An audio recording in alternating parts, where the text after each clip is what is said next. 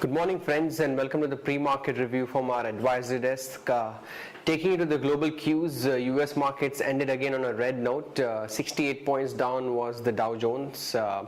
Also not some kind of important data coming in, but we are seeing kind of some profit booking happening in the market, where the market has touched almost the all-time high, about 16,500. So that's one factor where the Dow Jones has been kind of overbought. But coming back to the Asian indices, Nikkei is down by almost 200 points. Now, in the Asian markets, the credit risk still looms, and Japanese market are kind of well versed with that. So we are seeing kind of some panic happening in the Japanese market by about 200 points down. But coming over to the Hang Seng, where the Hong Kong markets are, it's almost 35 points down, so it's almost flat. Even Shanghai market is flat to kind of negative. So it's just the Nikkei market that is kind of taking a toll. Besides that, all the other Asian indices are trading flat in the flat zone. Friends, also the FI figures yesterday were again 79 crores plus, and on the other side, domestic funds have been net sellers of 88 crores. This time, the starting of the new year, that is 2014, has not been that great for the Sensex. FIs have not been the buyers from the 1st of January or 2nd of January, as we can say. So we need to wait and watch, as the 17th of January is the Fed minutes meeting, where they'll decide on the Fed tapering by $10 billion, which is already done, or to go for more than $10 billion or stick to that. That's the data, that's the news from the global economic, from the advisory. Now I'll take to Sadhana for the derivatives view. Good morning, friends. Let's have a view on derivatives. From past couple of trading sessions, we have seen that due to the tug of war between the bulls and the bears, markets continue to trade very volatile. In yesterday's session, we have seen that market players have squared off their long positions, as around 3.42 lakh shares were reduced in open interest, and Nifty futures premium decreased significantly from 33 points to 22 odd levels.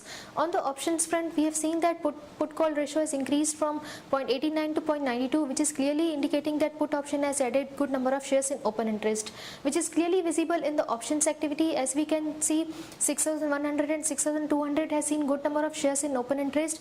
There are more than 40 lakh shares in open interest, and we have seen unwinding activity taking place in the call strike of 6,300.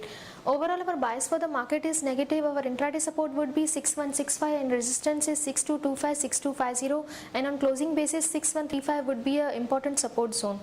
And security in the band period for today's date is Apollo Tyre. In yesterday's session, FIs were net sellers of approximately 730 odd crores. As we are trading below our weekly VWAP of 6,300, overall our bias is negative, and we expect market continues to remain choppy. Thank you. Friends, welcome to the morning MID Idea Meet from the advisory desk. What we got you is the news and updates from the Indian market.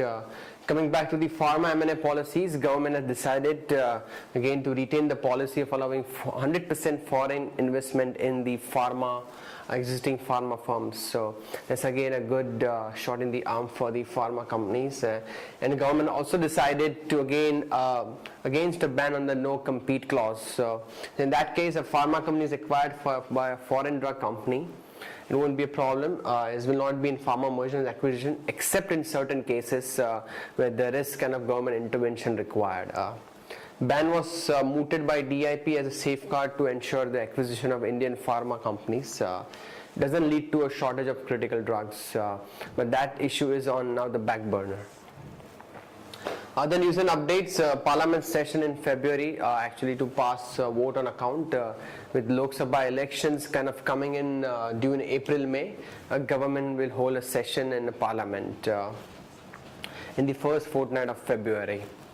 Government also ordered recovery of undue benefit earned by Rashtriya Chemical Fertilizers, that is the RCF, in the production of PNK fertilizers. So using cheap gas. Now demand for recovery is based on the erroneous presumption by the kind of RCF, which have ultimately resulted in making windfall profits for the company.